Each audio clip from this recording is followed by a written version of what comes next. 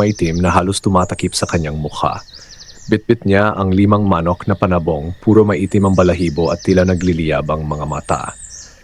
Hindi alam ng mga tao ang sabong yun ay hindi ordinaryong tao. Sa unang laban, tahimik lamang siyang nakatayo sa gilid ng sabungan. Ang kanyang unang manok ay sinalang laban sa kampeon ng baryo. Sa isang iglap, tila kidlat ang galaw ng kanyang alaga. Isang mabilis na lipad, isang matalim na tira, tapos agad ang laban. Nagbulungan ang mga tao. Hindi man lang tinamaan, sigaw ng isa. Ikalawang laban, ikatlong laban, ikaapat, ikalima. Lahat panalo. At ang mas nakapagtataka, ni isa sa 5 manok ay walang galos, walang patak ng dugo. Para bang may kakaibang kapangyarihang bumabalot sa kanila. Habang papalubog ang araw, may isang matandang lalaki ang napatingin ng mabuti sa sabungero. Napansin niya ang aninong hindi pangkaraniwan, mahaba, tila may sungay at mas malaki kaysa sa mismong katawan ng lalaki. Nanlamig ang kanyang batok. Kapre, bulong niya. Sa likod ng ngiting bahagya ng sabungero, kumislap ang kanyang mga mata sa dilim. Hindi nila alam, ang dumayo sa baryo ay isang kapreng nagkunwaring magsasabong. At ang 5 manok, hindi iyon ordinaryong panabong. Sa gabing iyon, naglaho ang sabungero na parang usok sa hangin kasama ang kanyang 5 manok at ang perang napanalunan. Ngunit sa ilalim ng malaking balete malapit sa sabungan, may naiwan na bakas ng malalaking paa at amoy ng nasusunog na dahon. Ang anino sa ilalim ng balete, kinabukasan, maagang nagtipon ang mga tao sa sabungan. Mainit ang usapan tungkol sa misteryosong sabungero na nagwagi sa 5 laban. Parang hindi tao ang bilis ng manok, sabi ng isa. Ni hindi man lang nasugatan, dagdag pa ng isa. Ngunit ang matandang unang nakapansin sa kakaibang anino ay hindi mapakali. Alam niya ang alamat tungkol sa mga kapre na naninirahan sa mga lumang puno ng balete, lalo na ang higanteng balete sa gilid ng baryo. Sa Pilipinas, ang kapre ay kilalang nilalang na nakatira sa puno. Malaki ang katawan, maitim at mahilig manlinlang ng tao. Madalas, nagkukunwari raw itong tao upang makisalamuha sa baryo. Nagpa siya ang ilang kalalakihan na puntahan ng balete kung saan huling nakita ang sabungero. Pagdating nila roon, napansin nila ang malalalim na bakas ng paa sa lupa, hindi pangkaraniwan ang laki. Sa ilalim ng puno, may nakitang 5 balahibo ng manok, maitim, makintab, ngunit nang hawakan nila, bigla itong naging abo at tinangay ng hangin. Biglang umihip ang malamig na hangin. Sa itaas ng balete, may narinig silang mabigat na halakak. Nagtakbuhan ng mga tao pa uwi, nanginginig sa takot. Samantala sa gitna ng kagubatan, muling nagpakita ang sabungero. Ngunit ngayon, hindi na siya mukhang tao.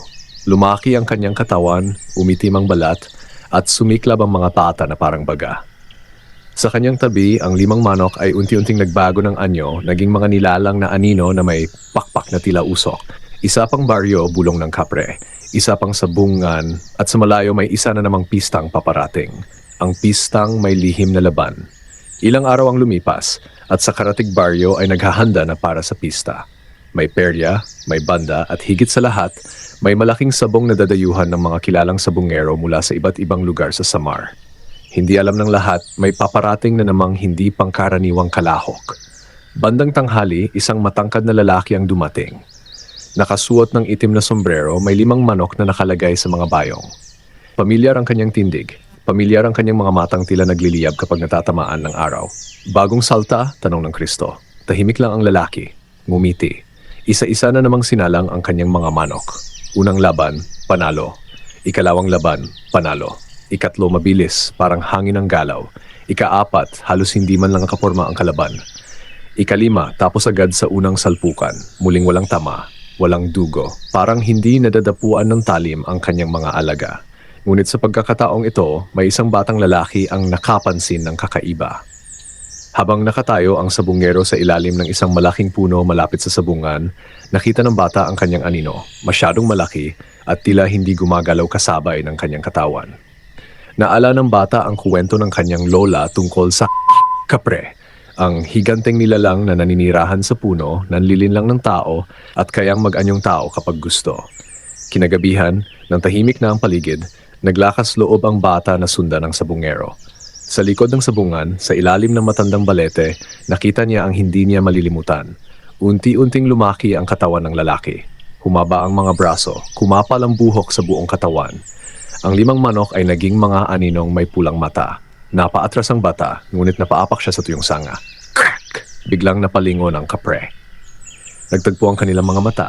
At sa unang pagkakataon, hindi nangiti ang nasa mukha ng nilalang, kundi galit. Ang batang nakakita na nigas ang batang si Timo nang magtagpo ang kanilang mga mata ng nilalang. Unti-unting naglaho ang anyong tao ng sabungero. Lumitaw ang tunay nitong anyo, dambuhala, maitim ang balat, may mahabang balbas at matang nagliliyab na parang baga. Isang tunay na kapre. May nakakita sa akin, ugong ng mabigat nitong tinig na parang kulog. Napaatras si Timo, nanginginig ang tuhod. Ngunit imbes na sumigaw, naalala niya ang bilin ng kanyang lola. Kapag may nilalang sa puno, huwag kang magpapakita ng takot. Manalangin ka at huwag kang lilingon. Biglang umihip ang malakas na hangin. Ang 5 manok na anino ay pumalibot sa bata, paikot-ikot, tila handang sumalakay. Hindi mo dapat nakita ang lihim ko, sabi ng kapre habang bumababa mula sa balete. Sa takot, napapikit si Timo at nagsimulang magdasal. Hawak niya ang maliit na krus na bigay ng kanyang lola. Isang malakas na sigaw ang umalingaw-ngaw sa gabi. Biglang umurong ang mga aninong manok, tila nasisilaw sa liwanag na nagmumula sa krus. Napaurong din ang kapre, bahagyang napapikit. Hindi pa ito tapos, ungol nito. Sa isang iglap, naglaho ang nilalang at naging usok na umakyat sa puno. Ang 5 manok ay nagmistulang ordinaryong balahibo at nalaglag sa lupa. Pagdilat ni Timo, wala ang kapre. Ngunit alam niyang hindi pa tapos ang laban. Kinabukasan, ikinuwento niya ang lahat sa kanyang lola at sa mga matatanda sa baryo. May ilan ang naniwala, may ilan ang tumawa. Ngunit nang makita nila ang malalaking bakas ng paa sa ilalim ng balete, natahimik ang lahat. At sa malayo sa gitna ng makapal na kagubatan, muling narinig ang mahinang halakhak. May plano pa ang kapre. Ang paghahanda sa huling sabong, hindi na mapakali ang buong baryo matapos ang kwento ni Timo. Ang mga matatanda ay nagtipon sa bahay ng kanyang lola. Hindi na nila may kakaila ang katotohanan, may nilalang na nanlilin lang sa kanila. Kung tunay ngang kapre yon, sabi ng pinakamatandang lalaki sa baryo, hindi basta-basta mapapalayas. Kailangan natin ng tapang at pananalig. Napagalaman nila may isa pang malaking sabong na gaganapin sa susunod na linggo, kasabay ng pagtatapos ng pista. Alam nilang doon muling magpapakita ang kapre upang manguto at manalo. Ngunit sa pagkakataong ito, handa na ang baryo. Nagdasal ang mga tao gagabi, naglagay sila ng mga krus at sin sa paligid ng sabungan. Ang iba'y nagdala ng banal na tubig. Hindi man sila sigurado kung sapat yon, hindi sila papayag na malinlang muli. Samantala sa kailaliman ng kagubatan, nagngangalit ang kapre. Isang bata lang ang muntik ng sumira sa aking plano, ungol nito. Ang 5 manok na anino ay muli niyang pinatibay ang kapangyarihan. Mas naging madilim ang kanilang anyo, mas naging matalas ang kanilang mga mata. Sa huling sabong na ito, walang makakahadlang. Dumating ang araw ng laban. Punong-puno ang sabungan. Dumating nga ang misteryosong sabungero. Tila walang nangyari. Tahimik. Nakangiti. Ngunit iba na ang pakiramdam ng mga tao. Walang nagbubululungan ng paghanga, puro pagdududa at pag-iingat. Unang laban, muli na naman mabilis ang panalo. Ikalawa, walang tama. Ikatlo, mas mabagsik kaysa dati. Ngunit sa ika-4 na laban, nang malapit na namang manalo ang manok ng sabungero, sabay-sabay nagdasal ang mga tao. Biglang nagbago ang ihip ng hangin. Ang manok ng kapre ay tila nabawasan ng lakas. Sa unang pagkakataon, nasugatan ito. Umalingaw-ngaw ang mabigat na sigaw ng kapre. At doon nagsimula ang tunay na labanan, hindi lang ng manok kundi ng liwanag at dilim. Pagbagsak ng hiwalay na anino. Umalingaw-ngaw sa buong sabungan ang ungol ng nilalang. Sa unang pagkakataon, nakita ng lahat ang kakaibang pagbabago. Habang dumadaloy ang dugo mula sa sugatang manok, unti-unting nag-iiba ang anyo ng sabungero. Humahaba ang kanyang mga braso, umiitim ang kanyang balat, lumalaki ang kanyang anino sa lupa. Kapre! Sigaw ng isa. Ang anyong tao ay tuluyang napunit at sa gitnang sabungan ay tumambad ang dambuhalang. Kapre! Nagkagulo ang mga tao, ngunit hindi sila nagtakbuhan. Sa halip, sabay-sabay silang nagdasal, hawak ang kani-kanilang krus at asin. Si Timo ay nasa unahan, matatagang tingin kahit nanginginig ang kamay. Ang 4 pang manok na anino ay pumailan lang sa ere, paikot-ikot na parang buhawi ng usok. Ngunit habang lumalakas ang dasal ng baryo, unti-unting numipis ang kanilang anyo. Hindi ninyo ako kayang paalisin, dagundong ng kapre. Ngunit habang lumalalim ang sugat ng kanyang manok, tila may ugnayan ng kapre at ang kanyang mga alaga. Sa bawat patak ng dugo, nababawasan ang kanyang lakas. Isang matapang na sabungero mula sa baryo ang sumalang muli laban sa natitirang manok ng kapre. Sa pagkakataong ito, hindi na ito mabilis, hindi na ito hindi tinatamaan. Isang matalim na tira, isang malakas na palakpak ng pakpak, at bumagsak ang manok ng kapre. Kasabay nito, napasigaw ang dambuhalang nilalang. Ang kanyang katawan ay naging usok, paikot-ikot sa gitna ng sabungan. Hindi pa ito ang wakas, huling babala niya. Sa isang malakas na ihip ng hangin, naglaho ang kapre at ang natitirang 4 na manok na anino, nagmistulang abo na tinangay papunta sa kagubatan. Tahimik ang sabungan. Sa unang pagkakataon, natalo ang nilalang. Ngunit alam ng lahat, ang dilim ay hindi basta nawawala. Minsan naghihintay lang ito ng tamang sandali. Ang huling balete lumipas ang ilang araw matapos ang pagkawala ng kapre. Tahimik ang baryo, ngunit hindi pa rin lubos ang kanilang kaapanatagan. Kahit wala ng dambuhalang nilalang, may pakiramdam lahat na may naiwan itong bakas ng dilim. Isang gabi, muling nagkaroon ng kakaibang pangyayari. Ang malaking balete sa gilid ng baryo, ang pinaniniwalaang tirahan ng kapre, ay nagsimulang maglabas ng maitim na usok. May naririnig na mahinang ungol mula sa loob ng puno, tila may nilalang na sugatan ngunit hindi pa tuluyang nawawala. Buhay pa siya, bulong ng lola ni Timo. Nagtipon ng mga matatanda at nagpasya silang tuldukan na ang lahat. Hindi nila pwedeng hayaang bumalik pa ang kapre sa ibang anyo. Dala ang mga sulo, asin at banal na tubig, pumunta sila sa balete sa hating gabi. Si Timo, kahit bata pa, ay sumama sapagkat siya ang unang nakakita ng tunay na anyo ng nilalang. Habang papalapit sila, lumakas ang hangin. Ang mga sanga ng balete ay gumagalaw kahit walang bagyo. Sa puno, unti-unting nabuo ang anino ng kapre. Mas mahina, mas kupas, ngunit puno pa rin ng galit. Hindi ninyo ako kayang wasakin. Mahina ngunit mabigat ang tinig nito. Ngunit sa pagkakataong ito, hindi natakot ang nanaig sa mga tao. Sama-sama silang nagdasal. Sabay-sabay nilang ibinuhos ang asin sa paligid ng puno at winisikan ng banal na tubig ang katawan ng balete. Isang malakas na sigaw ang yumanig sa gabi. Unti-unting nagliwanag ang paligid. Ang maitim na usok ay naging abo. Ang anino ay napunit at naglaho. At sa unang pagkataon matapos ang maraming gabi, tumahimik ang hangin. Ang balete ay nanatili, ngunit wala na ang presensya ng kapre. Napangiti si Timo, hindi dahil sa tagumpay, kundi dahil natutunan niyang ang tapang at pagkakaisa ng baryo ang tunay na lakas, hindi agimat, hindi panlilin lang. Ngunit sa malayong kagubatan ng Samar, may isang maliit na anino ang gumalaw. Hindi lahat ng dilim ay tuluyang nawawala. Ang lihim na anino, lumipas ang ilang linggo at unti-unting bumalik sa normal ang baryo. Nagpatuloy ang mga tao sa kanilang araw-araw na gawain, ngunit si Timo ay hindi makakalimot sa nangyari. Araw-araw nagbabantay siya sa paligid ng balete, dala ang maliit na krus at isang sulo, handa sa anumang panganib. Ngunit sa isang gabi may napansin siyang kakaiba. Sa gilid ng kagubatan, may isang maliit na anino na kumikilos sa pagitan ng mga puno. Hindi ito kasing laki ng kapre, ngunit malinaw na may malisyosong intensyon. Ang 5 manok na anino ay wala, ngunit tila may naiwan pang piraso ng kapangyarihan ng nilalang. Hindi pa tapos ang lahat, bulong ni Timo sa sarili.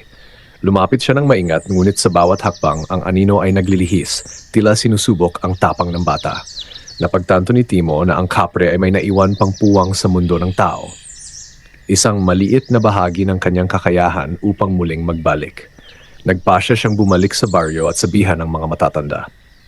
May naiwan na anino ang kapre, wika niya, hindi pa ito tuluyang naglaho. Kailangan nating maging handa. Tinipon muli ng mga matatanda ang baryo.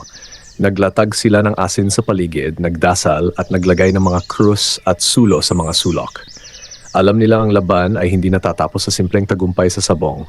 May mas malalim pang panganib na nakatago sa dilim. Sa hating gabi, habang tahimik ang baryo, muling narinig nila ang mahinang halakak mula sa kagubatan. Ang anino, maliit man, ay nagmamasid, naghihintay ng tamang pagkakataon. Si Timo ay nakatayo sa harap ng bahay ng kanyang lola, hawak ang krus. Alam niyang ang tunay na laban ay hindi lamang sa lakas ng kapangyarihan, kundi sa tapang, pananampalataya at pagkakaisa ng buong baryo. At sa dilim, nagliwanag ang mga mata ng maliit na anino, ang muling pagbabalik. Ilang linggo ang lumipas at tila tuluyan ng nakalimot ang karamihan sa nangyari. Ngunit si Timo ay nanatiling mapagbantay. Alam niyang kahit maliit ang naiwan na anino, may kakayahang muling palakasin ang kapre. Isang gabi, sa gitna ng malakas na bagyo, naramdaman ng baryo ang kakaibang enerhiya. Ang hangin ay malamig at ang mga sanga ng balete ay parang may sariling buhay. May mga anino na kumikilos sa dilim, hindi lamang isa kundi maramihan. Biglang lumitaw muli ang sabungero, ngunit ngayon mas nakatatakot ang anyo. Mas malaki, mas maitim at mas mabagsik. Ang 5 manok na anino ay muling nagbalik kasabay ng mga bagong alaga Anino na tila nagliliyab sa galit at kapangyarihan. Hindi ko kayo nakalimutan, Dagundong Kapre. Ang baryo na ito ay akin. Ngunit sa kabilang dako, hindi rin magpapatalo si Timo at ang mga tao. Pinaghandaan nila ang sabungan at ang paligid gamit ang asin, krus at banal na tubig. Ang mga matatanda ay nagtipon, nagdasal at nagbigay ng payo kay Timo. Huwag kang matakot. Ang liwanag ng pananampalataya ay mas malakas kaysa sa dilim. Nagsimula ang laban sa sabungan. Ang unang manok ng Kapre ay mabilis, tila kidlat ang galaw. Ngunit sa tulong ng pagkakaisa ng mga tao, nagawa nilang hadlangan ang bawat atake. Sa bawat panalo ng Kapre, may isang tao na naglalabas ng dasal o asin, nagbabalik ng lakas sa kanilang panig. Ang Kapre ay napapansin ng puwang sa kanilang pagkakaisa at nagalit. Hindi ninyo ito kayang tapusin, sigaw ng nilalang. Ngunit sa gitna ng kanyang galit, napansin niya ang maliit na bata na matatag na nakatayo sa gitna ng sabungan, si Timo. Hindi lang ito laban ng manok, ito laban ng puso at tapang, wika ni Timo sa sarili. Ang gabi ay naging saksi sa muling pagtindig ng baryo laban sa kapangyarihan ng Kapre. Ang huling laban. Dumating ang gabi ng huling laban. Ang buong baryo ay nagtipon sa sabungan. Tahimik, ngunit ramdam ang kaba at pag-asa. Alam ng lahat na ito na ang huling pagkakataon upang tuluyan ng mapalayas ang Kapre. Sa kabila ng liwanag ng mga sulo, unti-unting lumitaw ang dambuhalang anyo ng Kapre. Mas maitim, mas mabagsik at mas galit kaysa dati. Kasama nito ang 5 manok na anino at may mga bagong nilalang na usok ang anyo handang manira sa baryo. Si Timo, hawak ang krus at sinamahan ng mga matatanda ay matatag na nakatayo sa unahan. Ang mga tao ay nagtipon, nagdasal at nagsagawa ng mga ritual gamit ang asin at banal na tubig. Nagsimula ang laban. Ang 5 manok ng Kapre ay mabilis at malupit, ngunit sa bawat galaw, may mga tao na naglalagay ng liwanag at pananalangin. Unti-unti, ang anino ng Kapre ay humina. Hindi pa ito tapos, Dagundong Kapre, ngunit halata ang pagod sa kanyang tinig. Si Timo ay naglakad patungo sa harap, tinutukan ang krus sa dibdib ng Kapre. Sa lakas ng pagkakaisa at pananampalataya ng baryo, hindi ka na muling makakahadlang. Biglang sumiklab ang liwanag mula sa krus, umikot sa Kapre at sa 5 manok na anino. Nagwala ang hangin, ngunit hindi natitinag ang mga tao. Ang anino ay unti-unting napunit at sa isang malakas na sigaw, ang Kapre ay naging usok at tuluyang naglaho sa gitna ng gabi. Tahimik ang sabungan. Ang mga manok ay ordinaryo na muli. Ang mga tao ay nagtagumpay, hindi dahil sa lakas kundi sa tapang, pananampalataya at pagkaisa. Tumayo si Timo sa gitna, napangiti sa kanyang tagumpay. Alam niyang kahit sa dilim, ang liwanag ng tapang at pagkakaisa ay palaging mananaig. Sa malayong kagubatan, may isang usok na gumalaw, ngunit sa baryo, naghari ang kapayapaan. Matapos ang huling laban, bumalik ang normal na buhay sa baryo sa Samar. Ang mga tao ay mas naging maingat at mas nagkakaisa. Kahit na natakot sila sa mga nangyari, natutunan nilang ang tapang, pananampalataya at pagkakaisa ang pinakamalakas na sandata laban sa anumang dilim. Si Timo, na ngayon kilala bilang batang matapang, ay patuloy na nagbabantay sa paligid. Ang malaking balete sa gilid ng baryo ay nanatiling tahimik at ang 5 manok na anino ay naging ordinaryong manok na lang. Ang Kapre na dati nagdala ng takot at kaguluhan ay tuluyang napalayas sa tulong ng tapang ng baryo. Ngunit sa likod ng kagubatan, isang maliit na anino pa rin ang gumalaw. Paalala na ang dilim ay maaring bumalik, ngunit hindi kailanman magtatagal sa harap ng liwanag at pagkakaisa ng tao. Ang baryo ay nagdiwang ng tagumpay, hindi lamang sa sabong, kundi sa tapang at pagkakaisa na nagligtas sa kanila mula sa kakaibang nilalang. At sa puso ni Timo na natili ang aral, ang tunay na lakas ay hindi nasusukat sa agimat o sa panlilin lang, kundi sa tapang, pananampalataya at pagkakaisa ng lahat. Tapos na ang kwento.